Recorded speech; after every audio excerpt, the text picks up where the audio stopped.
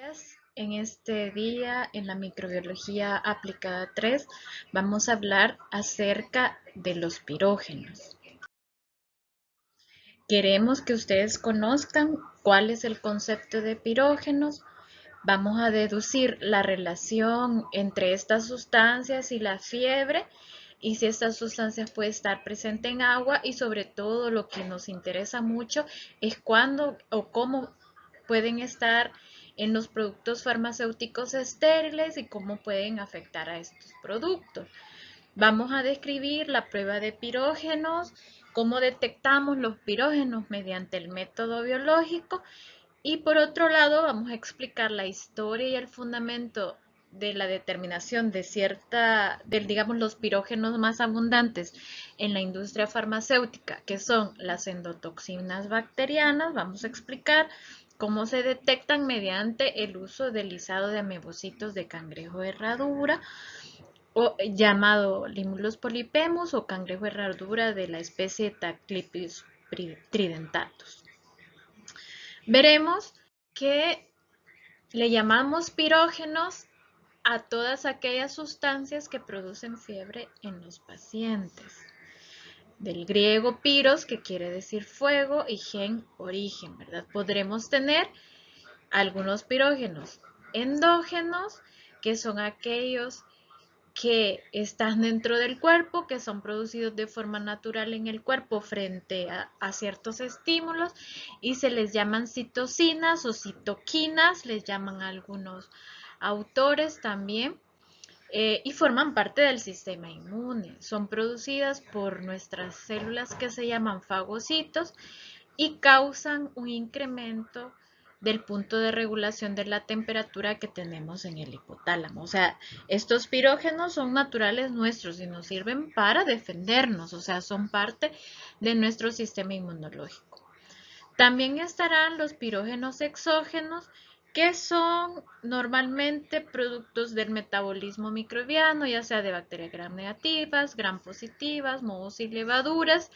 Y entre los más potentes están las endotoxinas bacterianas, o sea, son sustancias que forman parte de la pared celular, sobre todo de bacterias gram negativas. Ya en clases anteriores habíamos visto el riesgo de que los productos y los materiales, ¿verdad? Las materias primas se contaminen por gram negativas, ya lo habíamos visto antes, entonces aquí sigue persistiendo ese riesgo, ya no en forma de la bacteria íntegra tal cual, sino que sus desechos, ¿verdad?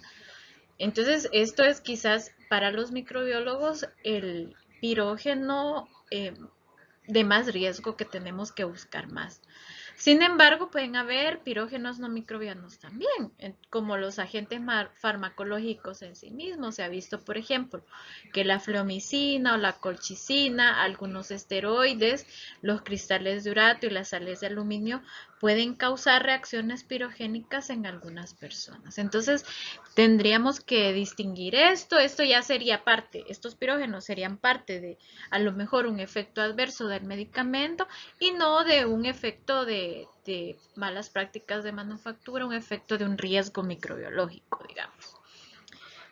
Tenemos que, desde que se introdujo la terapia intravenosa ya en 1656 por Sir Christopher Wren, se estuvo consciente de que a veces cuando se hacía esa terapia intravenosa había riesgo de que se veía que se producía fiebre. Tardaron realmente casi 250, casi 300 años que ya se pusieron a estudiar las primeras reacciones pirogénicas, o sea que ellos, o sea, ya se formalizó pues la terapia intravenosa, la terapia de los medicamentos parenterales estériles, ¿verdad? Y se veía que había ocasionales aumentos de temperatura a aquellos pacientes a quienes se les administraba una sustancia llamada arsfenamia.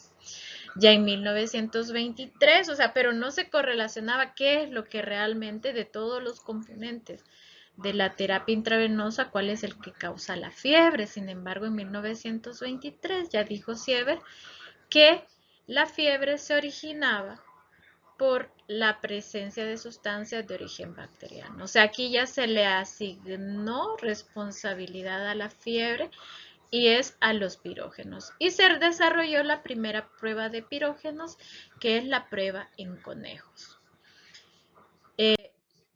Se ha visto que los pirógenos pueden estar en productos farmacéuticos, o sea, no es que deban, o sea, sino que es un riesgo, porque el vehículo más usual de los productos parenterales es el agua. O sea, los productos parenterales en su mayoría son agua. Es el medio más abundante porque igual el cuerpo en su mayoría es agua, ¿verdad?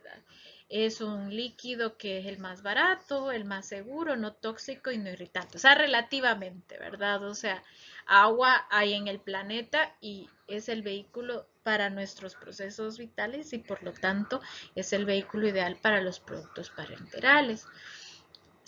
Ya lo vieron ustedes en las clases de la prueba de esterilidad. Cualquier cosa administrada parenteralmente debe ser estéril y no solamente estéril, que quiere decir libre de microorganismos, cualquiera. Aquí cualquier microorganismo es un riesgo, no es como en los productos no estériles que tenemos microorganismos indicadores y tal. No, aquí no debe de haber ningún microorganismo en estos productos y aparte de que no debe de haber ningún microorganismo en estos productos, deben estar libres además, no solo de microorganismos, sino que también de pirógenos, o sea, libre de cualquier elemento de desecho de microorganismo. Por lo tanto, la esterilidad no es garantía de ausencia de pirógenos. O sea, que algo esté estéril, o sea, que algo no esté vivo ahí en ese producto, quiere decir que no haya desechos de microorganismos en este producto. Entonces se vio la necesidad de que los productos estériles fueran apirogénicos, o sea, libres de pirógenos. Esto es lo que nos interesa en productos farmacéuticos. Ahora, dentro de la producción farmacéutica, ¿qué es lo que podría ser una fuente de pirógeno? Todos aquellos solventes, principios activos y excipientes que no son estériles.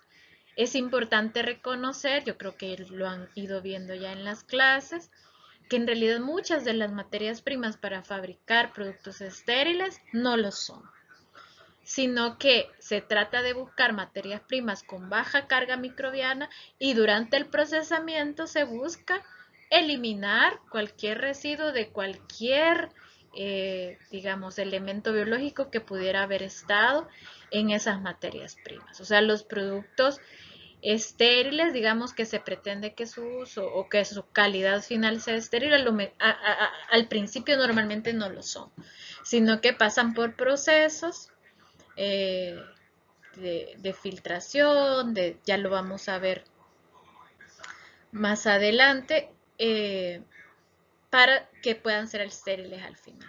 No solamente los insumos con los que se fabrican los productos estériles pueden ser una fuente de pirógeno, sino también los aparatos usados en la fabricación. Aquí es donde es muy importante la limpieza, los contenedores donde se envasan los productos y pueden eventualmente adquirir pirógenos durante el proceso de almacenamiento y en la preparación del producto y en la esterilización. O sea, los procesos en la fabricación de productos estériles deben estar dirigidos a eliminar o a reducir el riesgo de que puedan existir pirógenos en el producto final. ¿Por qué? ¿Por qué nos interesa que no haya pirógenos en los productos estériles? Porque si involuntariamente se inyectaran pirógenos en un organismo, aparte que la persona está enferma, porque para eso se está inyectando, para curarse, puede ocasionar eritema, o sea, enrojecimiento en el sitio de la inyección. Esto genera una reacción del cuerpo que le puede generar dolor en piernas y abdomen, malestar general y finalmente, o sea, después de todo esto la gente siente como un malestar y al final, si Dios quiere, de hecho, si la persona está saludable, lo más normal es que le dé fiebre.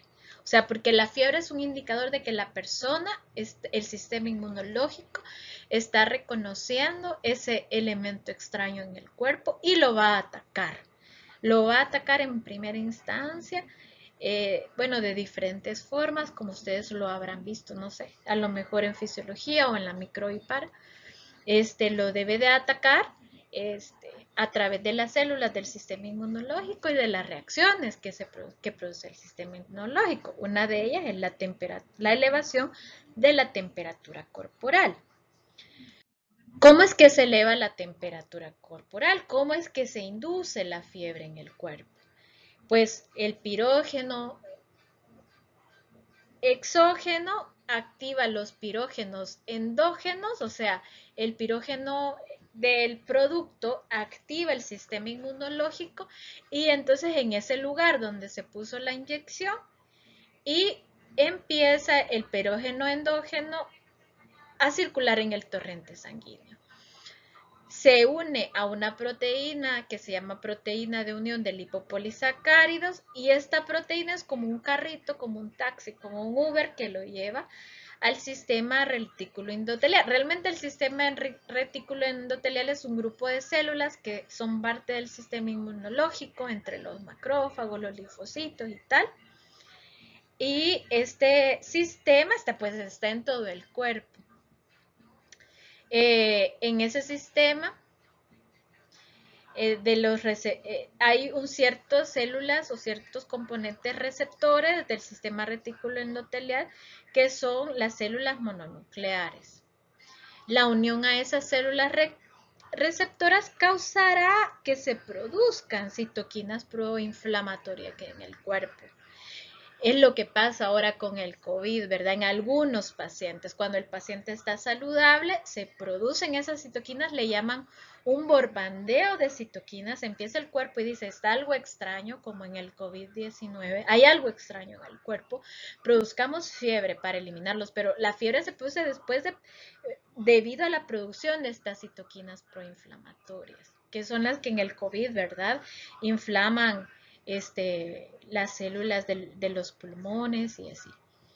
Causan la fiebre y todo esto. Claro, en las personas que están saludables, porque si una persona ni siquiera tiene un buen sistema inmunológico, pues muy probablemente ni las va a producir y le pasó el COVID o la inflamación y rápido no se puede defender, vamos. Entonces, por eso lo importante de estar saludables, ¿verdad? Porque estas citoquinas son diferentes, o sea, cada quien, de acuerdo a su sistema inmune, producirá interleucina 1, 6 o factor de necrosis tumoral alfa, que lo que llevará es a incrementar la temperatura, tener una sensación de escalofrío, a la vasoconstricción cutánea, o sea, en ese sitio donde se aplicó la inyección, dilatación, o sea, ponen alerta todo el cuerpo a través de todas estas acciones. Incremento en la presión, dolor muscular, náusea y malestar. A cada persona le dará diferente de acuerdo a la forma en que su sistema inmunológico esté. O sea, esté preparado. O sea, si el sistema inmunológico está muy fuerte, va a detener el ingreso de esas cosas extrañas de golpe, ¿verdad? Pero si no, dejará pasar hasta que invada, probablemente. Afortunadamente los pirógenos no son así, pero los virus sí, ¿verdad? Que es lo que estamos viviendo estos días. Entonces hay que tener mucho cuidado con eso. Entonces eso es lo grave de que hayan pirógenos en los productos, porque le pueden ocasionar, o sea, la persona ya está enferma y de remate que venga el producto, o sea, la medicina, y le ocasione esto, estamos mal, ¿verdad? O sea, no estamos asegurando realmente la salud de los pacientes con nuestros productos. Entonces, debemos de tener mucho cuidado de que los productos estériles no contengan pirógenos. ¿Cuál es el pirógeno más común que es causa de riesgo en la producción farmacéutica? Serían las endotoxinas bacterianas, que son los pirógenos más importantes producidos por bacterias gram negativas. O sea, puede ser que en la materia prima o algún elemento, ya lo vimos que los sistemas de agua son muy susceptibles de ser contaminados por bacterias gram negativas. y por lo tanto, al destruir en algún proceso, ya sea en el tratamiento de agua o durante la fabricación de los productos estériles, al destruir las bacterias gram negativas, se liberará las endotoxinas bacterianas, ya que estas provienen de la membrana externa de las bacterias gram negativas. Cuando se destruye una bacteria gram negativa es que se dispersan las endotoxinas bacterianas, ya que ahí estaban esas bacterias. Por lo tanto, si hubo alguna vez alguna bacteria gram negativa en alguna de las materias primas para fabricar el producto estéril y se destruye durante el proceso, tendremos endotoxinas bacterianas en el producto. De hecho, estas bacterias ya sabemos que están presentes en organismos vivos, ¿ya? Y pueden estar en muchas cosas, tocadas por los organismos vivos bajo condiciones de malas prácticas de higiene, ¿verdad? Entonces, las endotoxinas bacterianas realmente están en todas partes y nosotros no tenemos buenas prácticas de higiene.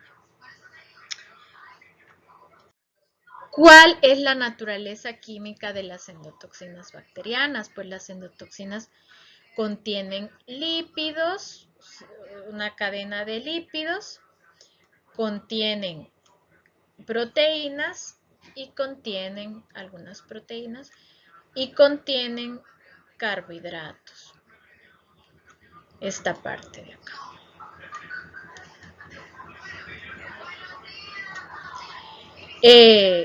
Como la parte de carbohidratos es un polisacárido que se une covalentemente a un lípido a través de las proteínas en parte, ¿verdad? O sea, entonces lo que más resalta sería el polisacárido y la parte lipídica.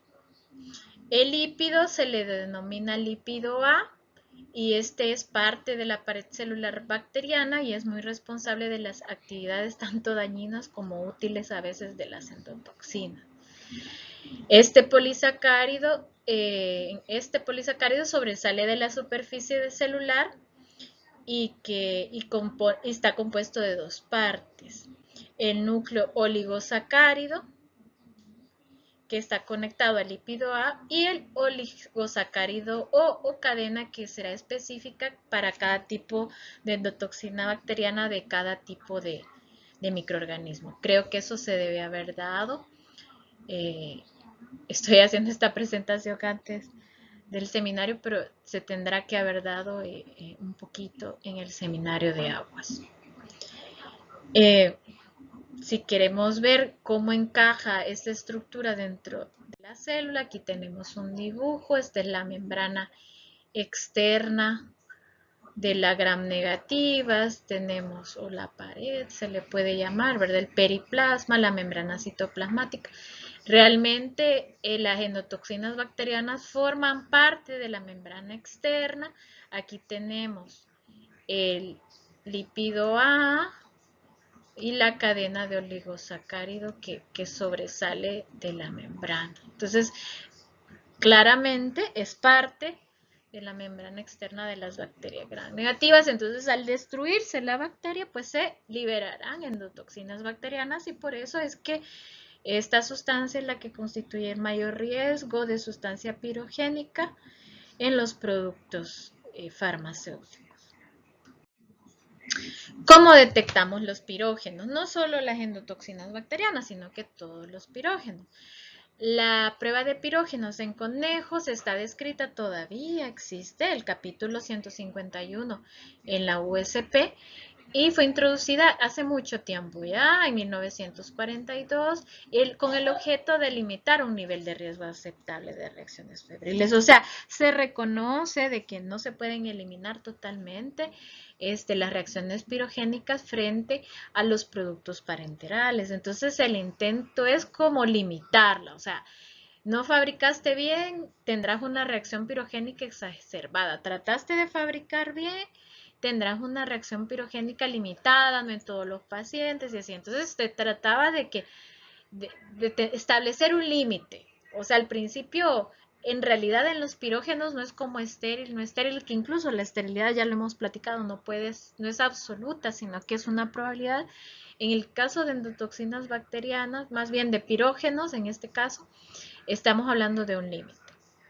Esta prueba se realiza con organismos vivos, con conejos, con ciertas características de la prueba. Una dosis que no exceda de los 10 mililitros por kilogramo, inyectado intravenosamente, dentro de un periodo de no más de 10 minutos y detectará tanto pirógenos de origen microbiano como no microbiano. O sea, como el hecho de que si el producto parenteral en sí mismo es pirogénico o no. Hasta eso, o sea, esta es la ventaja, digamos, de esta prueba, porque no solo me va a detectar los pirógenos de origen microbiano, sino que me podrá evaluar si una sustancia nueva, por ejemplo, que se quiera ser administrada como un producto parenteral, es pirogénica o no. Tendremos que para esa prueba se necesitan todos estos materiales, jeringas, agujas y frascos despirogenizados, diluyentes y soluciones de lavado. Se necesita realizar controles de que todo esté libre de pirógenos, o sea, no vaya yo a pensar que el producto es pirogénico cuando en realidad es el material que estamos utilizando el que es pirogénico. Y como control, a veces, no a veces, sino que se lleva solución salina al 0.9%. Para ver a los conejos, para verificar la temperatura, se usa un termómetro calibrado con presión de 0.1 grados, se detecta en el recto del conejo, se aplica esta prueba a conejos sanos, maduros, o sea, no conejos bebés ni adolescentes, ¿verdad? Sino conejos ya grandes, los cuales han sido mantenidos individualmente. Yo me imaginaré que viera un poquito de esto en zoología aplicada a la farmacia. Se mantiene a temperatura uniforme entre 20 y 23 grados, o sea, en frío, en realidad, en condiciones de laboratorio, para nosotros que somos región 4, alta humedad, alta temperatura, a esta temperatura ya nos da un poquito de frío, ¿verdad? Entonces, temperaturas del laboratorio controladas. Y bueno, y otras que les menciona qué capítulo. ¿En qué capítulo está esta prueba? En el capítulo 151 de la USP. ¿Cómo se realiza esta prueba? Primero se registra la temperatura control 30 minutos antes de la inyección.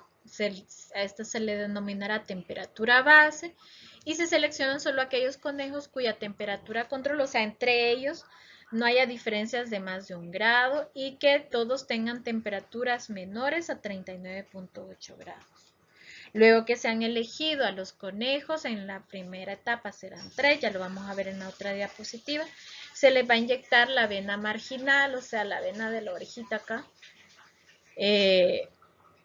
con una dosis de 10 mililitros, máxima de 10 mililitros por kilogramo, y se completará la inyección en, o sea, en 10 minutos. No se les puede inyectar todo de un solo porque se les infla la oreja. Hace muchos años, cuando nosotros estudiábamos, cuando yo estudiaba, se hacía esto. Era bien difícil porque nosotros no somos personal realmente veterinario entrenado en esto. Entonces, por eso se dejó de hacer, porque no tenemos la experiencia para hacer este tipo de pruebas. Y debe de inyectarse lentamente, debe de ser un personal entrenado para el manejo de animales. Y se debe monitorear la temperatura entre 1 a 3 horas a intervalos de 30 minutos. O sea, una vez terminado de inyectar la sustancia, ¿verdad? Se empieza a tomar la temperatura cada 30 minutos. Y se compara esa temperatura con la temperatura base que hablamos anteriormente. Entonces se comparan estas temperaturas de cada 30 minutos con la temperatura base. ¿Cómo se interpreta la prueba? Como les dije, la etapa 1 se interpreta con resultados nada más de 3 conejos. La etapa 1, ¿qué es lo que esperamos? ¿Cuál es el requisito número 1? Que haya una diferencia menor de punto, o sea, un incremento menor de 0.5 grados en cada conejo. El requisito 2 es que pasará la prueba si cuando sumamos los incrementos, como hemos tomado las temperaturas cada media durante 2 horas, tenemos que ese incremento no debe de ser mayor de 1.1. al sumar. Si no pasan esos 3 conejos y tenemos ya sea un incremento mayor a 1.1 o la incremento individual fue mayor de 0.5, vamos a pasar a la etapa 2 donde ya no trabajaremos solamente con los resultados de estos 3 conejos, sino que tomaríamos 5 conejos más. Y acá los requisitos son un poco más permisivos, pero tenemos más conejos. Podemos tener un máximo de 3 conejos que tengan un incremento mayor o igual a 0.5, pero la sumatoria de los incrementos de los 8 conejos deben ser menor a 3.3. Vamos a tratar de hacer un ejercicio en el aula virtual con esto para que se comprenda un poco mejor. ¿Cuándo realizarían ustedes esta prueba? Esta prueba un poquito es como la prueba de efectividad de conservadores, o sea, se tiene que aplicar en el caso de sustancias estériles para los productos biológicos, sobre todo y que se fabrica tanto producto biológico, vacunas y todo esto, ver si no la vacuna en sí misma es pirogénica. Pasa con las vacunas, ¿verdad? Pasa que muchas de ellas de entrada le causan fiebre a los chicos, pero igual la vacuna debe de estar diseñada para que cause fiebre, pero no que vaya a matar al paciente, ¿verdad? Entonces, todas estas pruebas a través de este método se puede realizar. Se aplica a medicamentos de uso humano-animal y también se puede aplicar a dispositivos médicos, ¿verdad?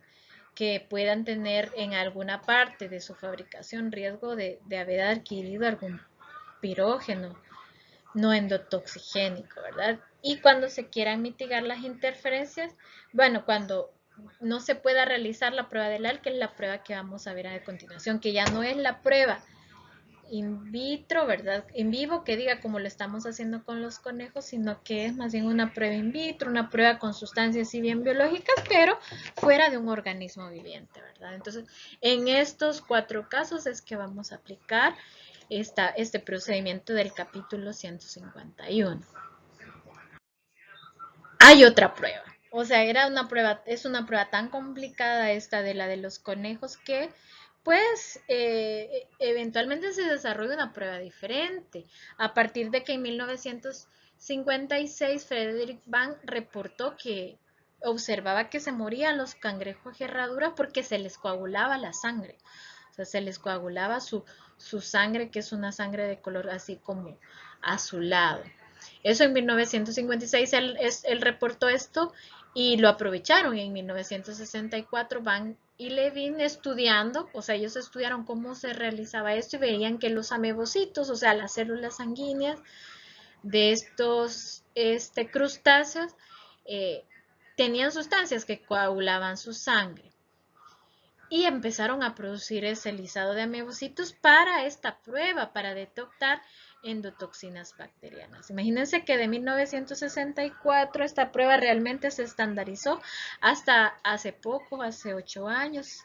Ustedes todavía no venían a la universidad, pero ya estaban en la escuela, en el colegio, preparándose para venir.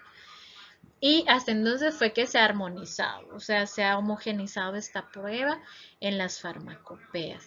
Para 2014 se define como la que detectará o cuantificará endotoxinas bacterianas de bacterias gram negativas, usando, ya la UCP37 lo oficializa más, ¿verdad? No dice prueba de pirógeno, sino que dice prueba de detección de endotoxinas bacterianas. Así se le llama a esta prueba. ¿Qué capítulo era? Lo dijeron en el primer seminario. Es el capítulo 85, ¿verdad? De la USP. Lo vamos a revisar. Hay 3 formas de hacer esta prueba. Mediante coagulación, que se basa en observar un gel en la reacción.